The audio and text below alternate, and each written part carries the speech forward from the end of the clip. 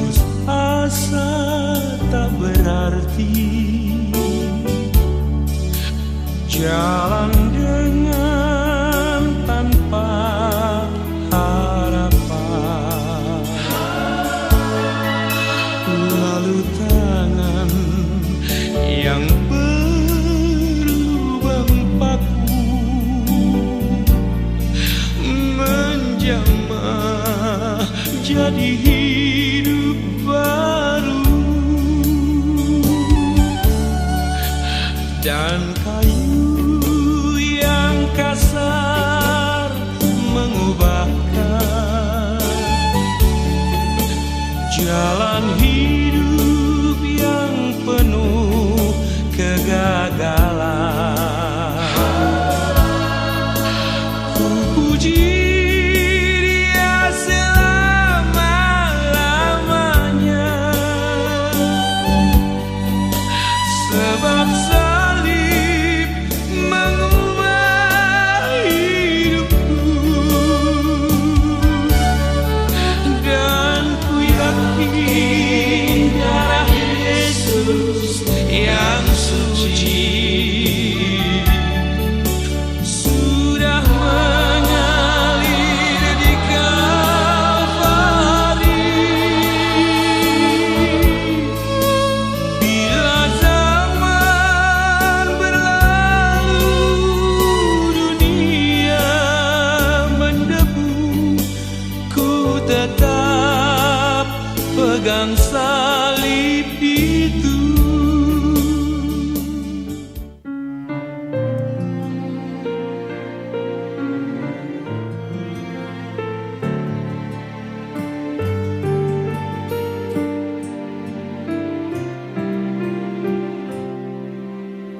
Karena karya salib-Mu, Tuhan, hidupku menjadi berarti. Sungguh besar kasih-Mu, Bapa, menyelamatkan jiwaku. Hidupku kini milik-Mu, Tuhan.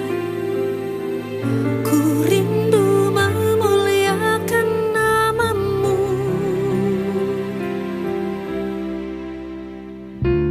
Terima kasih, Yesus, terima kasih. Ku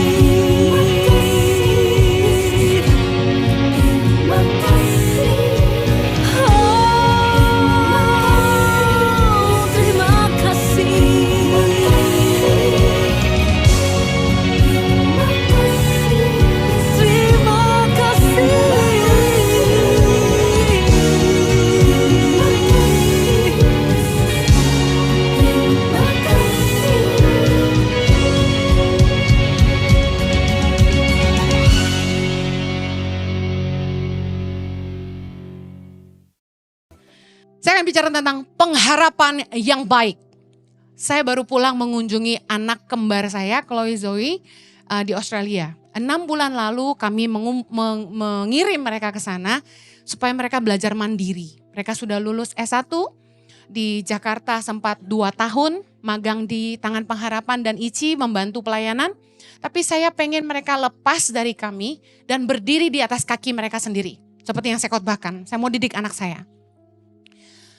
Kurang lebih bulan Juli kami tinggal, lalu kami pulang ke Indonesia. Nah jujur namanya anak baru umur 20 tahun belum ngerti apa-apa, dilepas gitu aja, mereka kaget juga ya. Meskipun udah diajarin masak di Indonesia, tetaplah ya mamah tuh harus ngajarin anaknya. Nah singkat cerita, kedatangan saya kemarin ke sana itu baru day 1 saya nyampe. Day 2 saya bawa mereka ke mall untuk ke supermarket. Apa yang terjadi? Ketika saya sedang beli kartu ulang tahun untuk keponakan saya, tiba-tiba Chloe bilang gini, "Mama, aku mau pingsan." Dalam bahasa Inggris. Dia berasa dia udah gelap matanya. Saya peluk dia, tapi karena dia pingsan kan jadi berat. Saya dudukkan dia ke lantai dan saya tidurkan di pundak saya, jadi dia tidak tergeletak ke tanah gitu loh, nggak jatuh gubrak gitu. Nah dia pingsan, mukanya pucat. Dan saya kaget dan saya bersyukur pingsannya di hari ada mamanya gitu. Nah singkat cerita saya tanya, anak saya bukan penyakitan, saya pernah kesaksian Tuhan itu menjaga anak-anak saya ke pedalaman, anak saya tidak pernah sakit.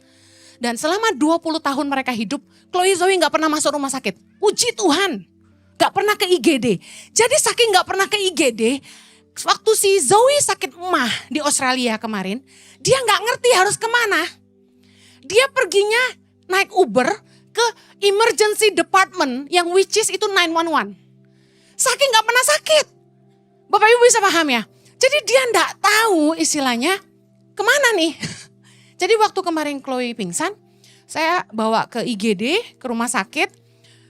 Saya tanya, kamu kenapa? Ternyata selama 6 bulan ya kita tinggal anak di Australia, dia itu ngirit saudara.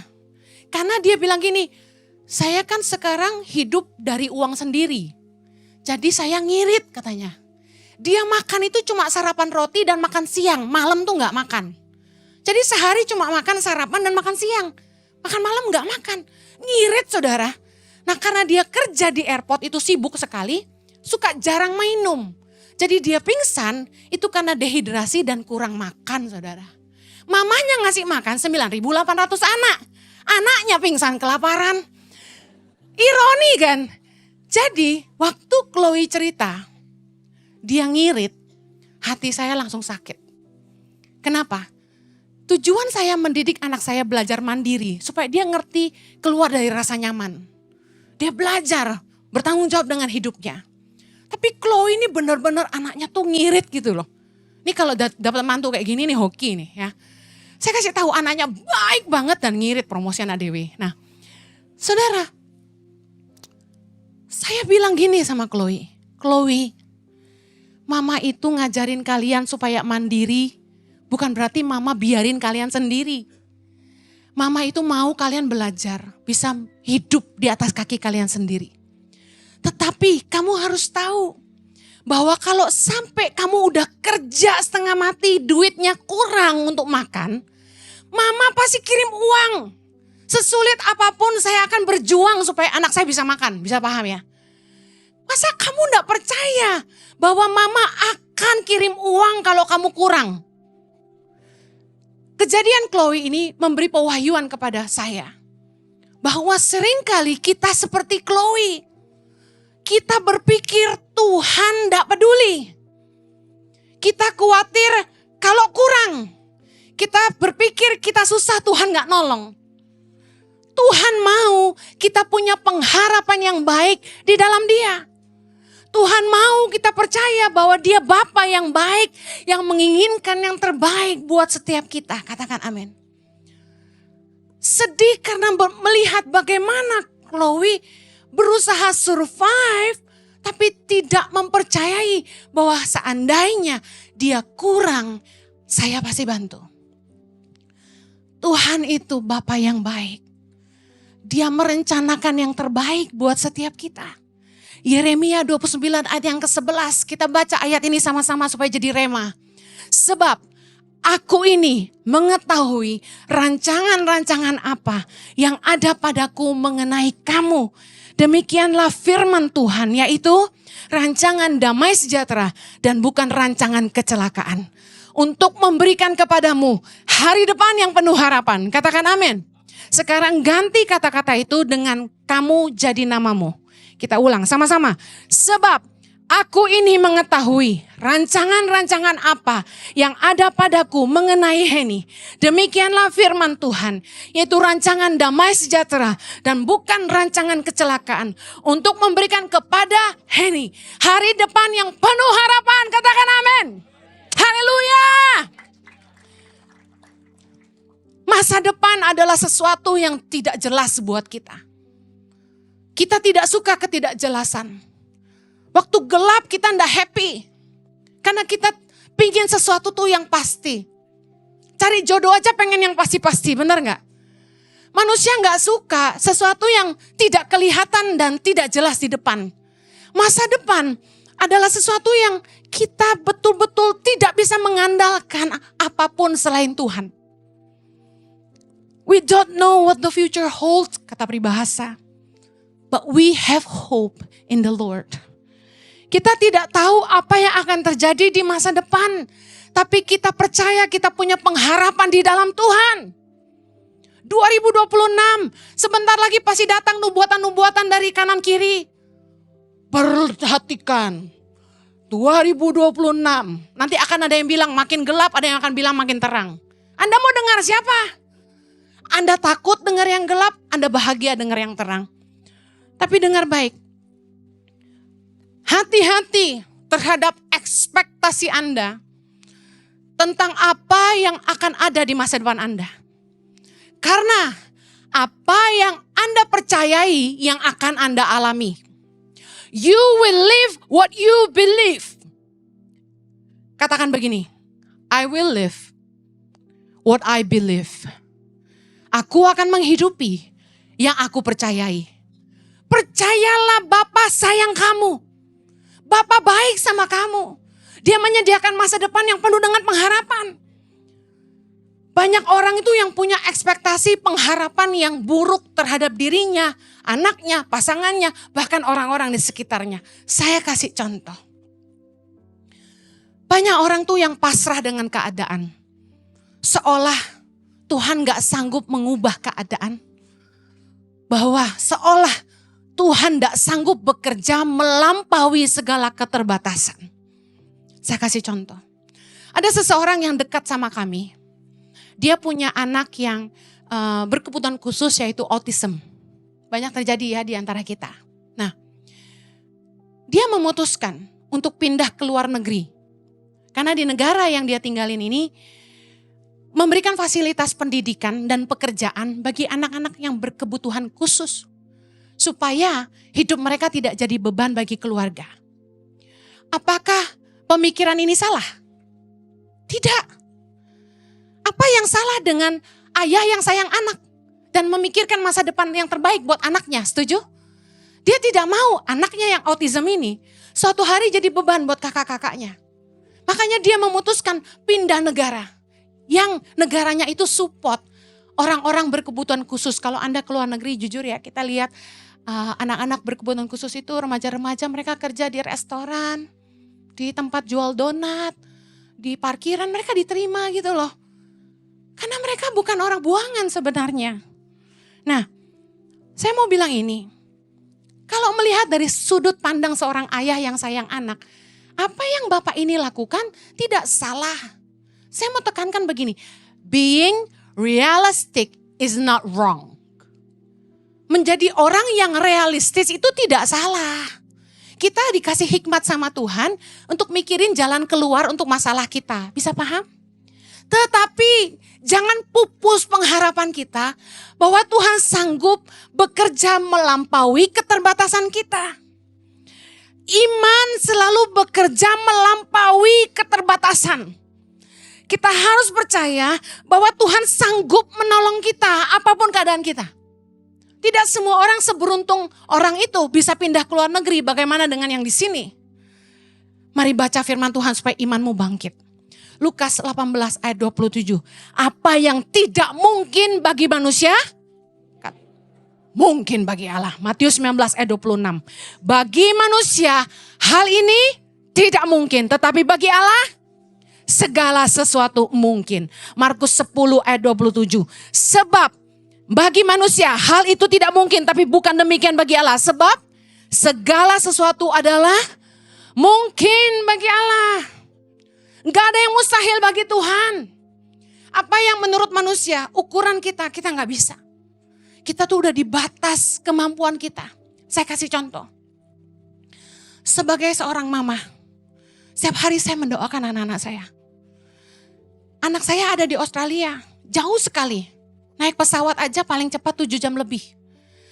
Mereka berada di luar batas kemampuan saya untuk memandang, melihat, menjaga, mengurus, memastikan mereka baik-baik saja. They are beyond my reach. Bukankah seringkali dalam hidup ini banyak hal-hal yang beyond our reach. Kita udah di batas ujung dari kemampuan kita. Kita udah gak sanggup, udah gak bisa. Tapi dengar baik, miliki pengharapan yang baik. Bahwa Tuhan akan menyediakan masa depan yang terbaik buat anak-anak kita. Masa depan yang terbaik buat kita. Masa depan yang terbaik untuk orang-orang di sekitar kita. Yang harusnya kita lakukan di dalam kelemahan adalah mendoakan kelemahan pasangan kita. Mendoakan kelemahan anak-anak kita. Mendoakan kelemahan orang-orang di sekitar kita. Mendoakan kelemahan pegawai kita. Mendoakan kelemahan atasan kita, pemimpin kita. Itu pengharapan yang baik. Pengharapan yang baik itu seperti ini. Sekalipun Tuhan tidak memulihkan keadaan anak-anak kita dari kelemahan mereka, Tuhan sanggup memelihara masa depan mereka. Tuhan sanggup menjaga hidup mereka. Amin. Katakanlah posisi Anda di posisi orang yang saya ceritakan itu. Anda punya anak yang berkebutuhan khusus. Dan Anda tidak punya kemampuan memberikan dia tempat tinggal di luar negeri. Lalu bagaimana? Percayakan masa depan anakmu bahwa Tuhan sanggup memelihara hidupnya. Kalau kita berdoa anak kita tidak sembuh, ya sudah terima, syukuri dan percaya Tuhan pasti urus dia.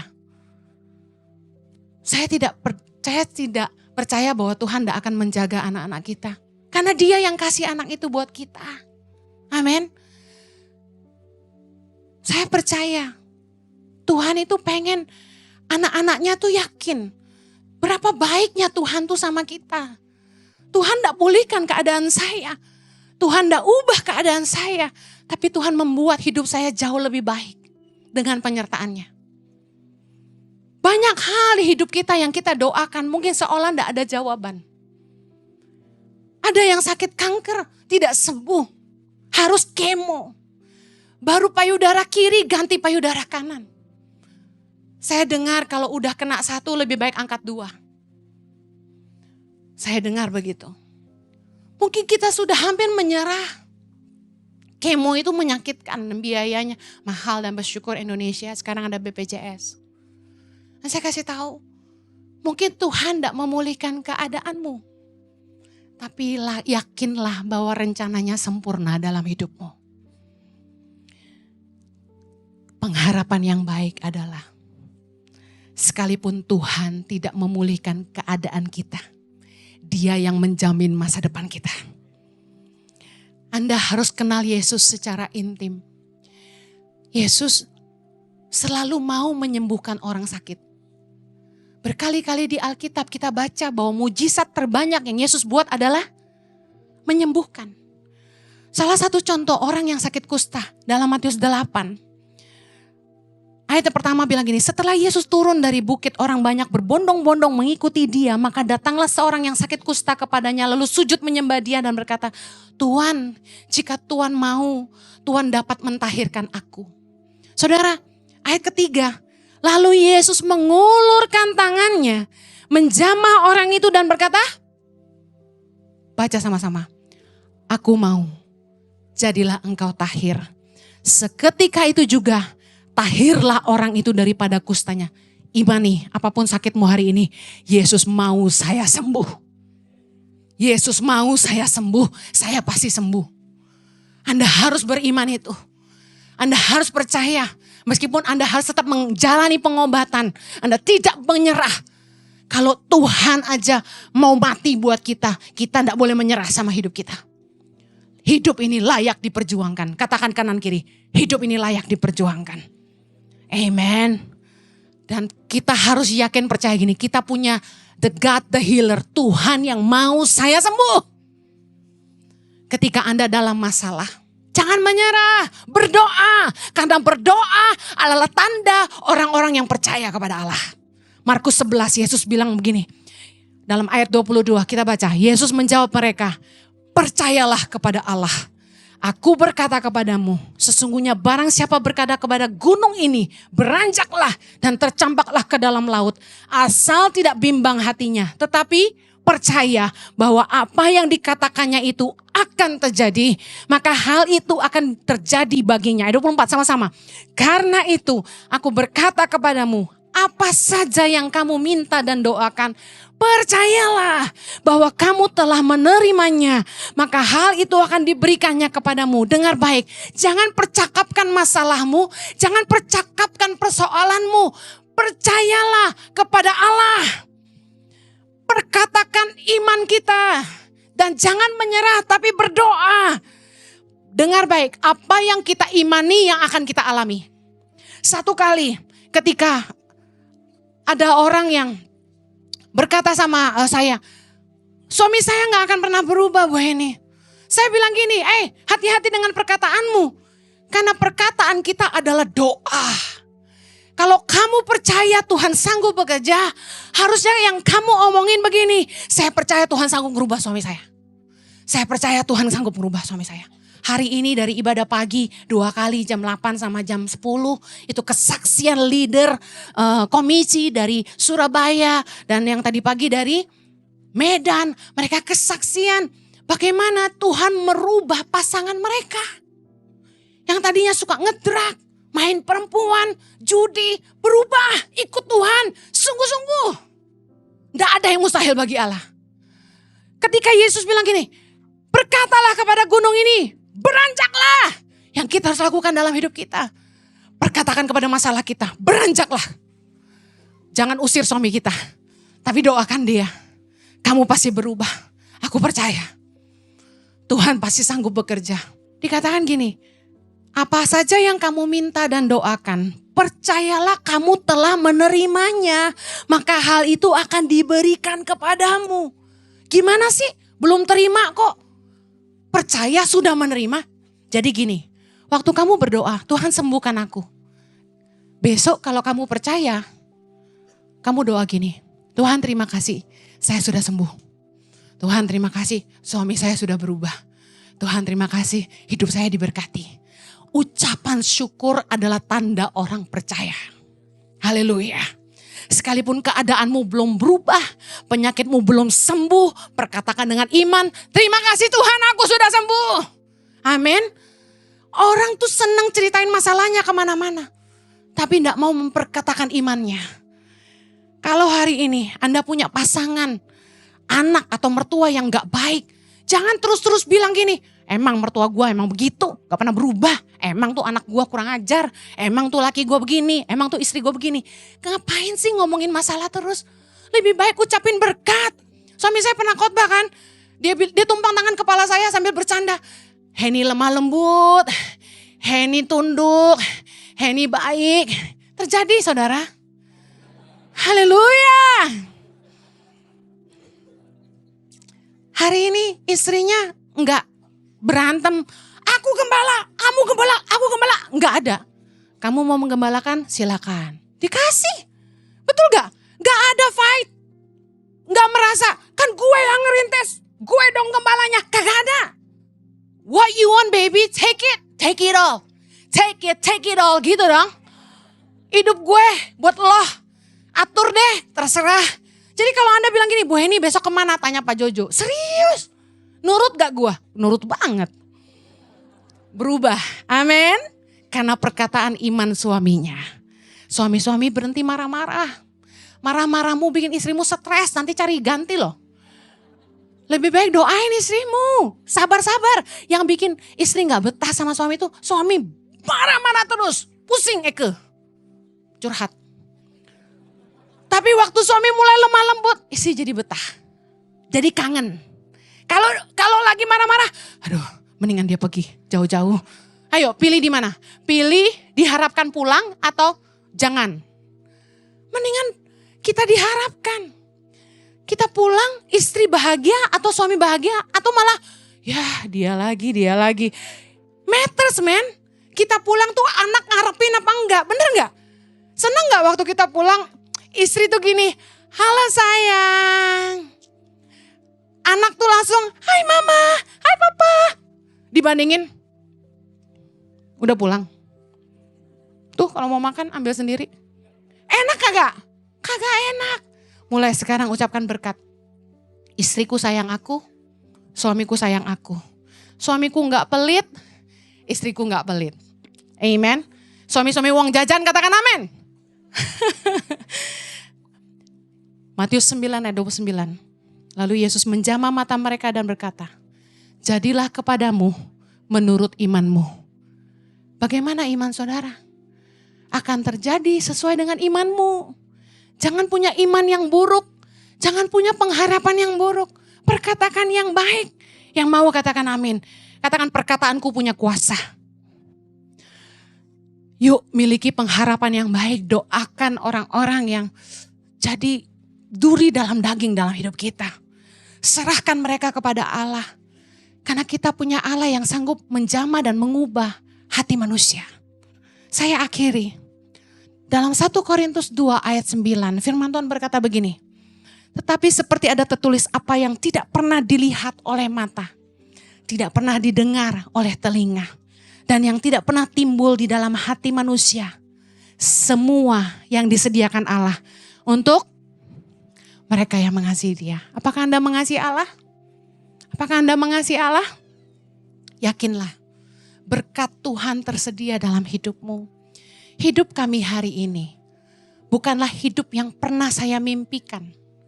Bukanlah hidup yang pernah saya cita-citakan. Bahkan tidak pernah terpikirkan akan menggembalakan.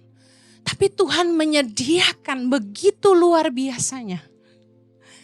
Dari segala keterbatasan dan ketidaksempurnaan dan ketidakmampuan saya. Tuhan mengerjakan jauh lebih banyak dari apa yang saya sanggup pikirkan maupun doakan. Bahkan dalam hidup keluarga kami. Saudara tahu, untuk bekerja di Australia itu tidak mudah. Di Australia itu mengedepankan pengalaman.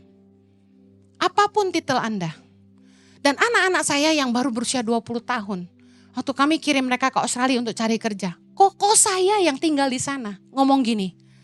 Lu kira gampang cari kerja di sini? Susah loh, dia bilang gitu.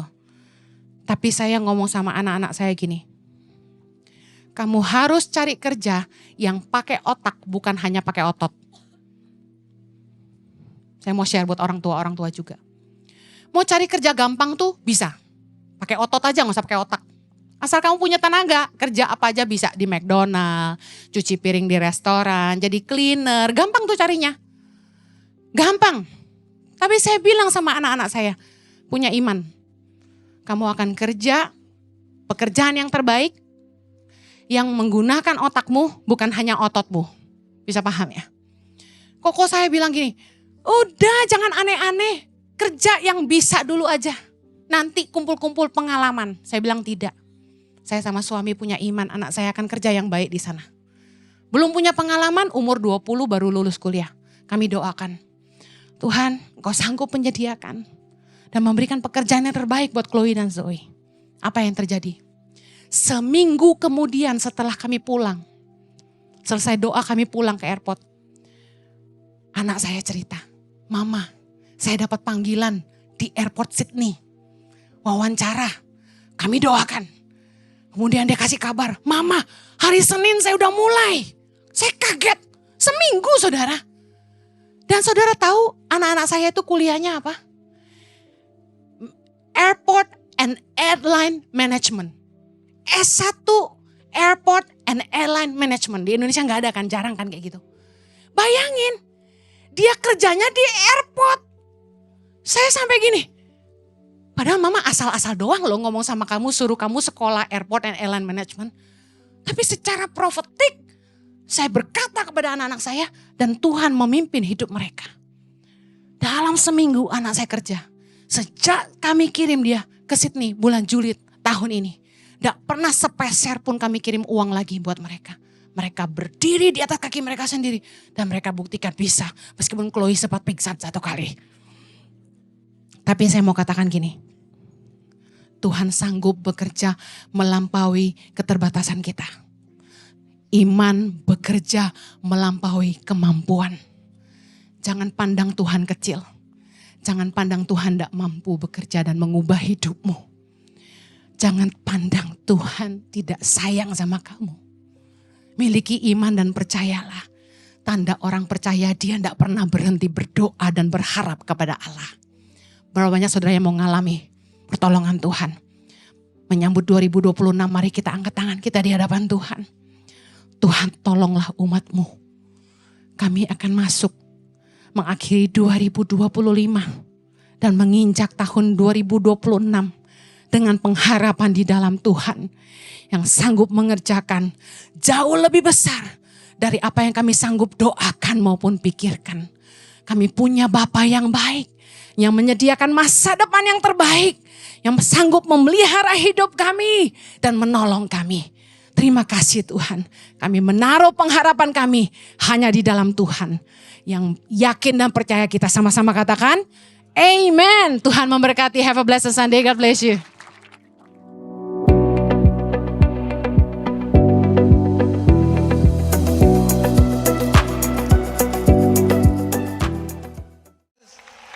Yang mau ikut Tuhan Yesus lebih lagi, tepuk tangan buat dia. Haleluya.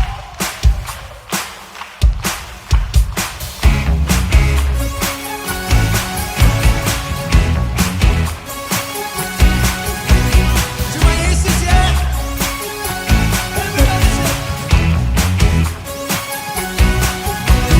Dia buat jalan yang baru, supaya aku tidak terjatuh.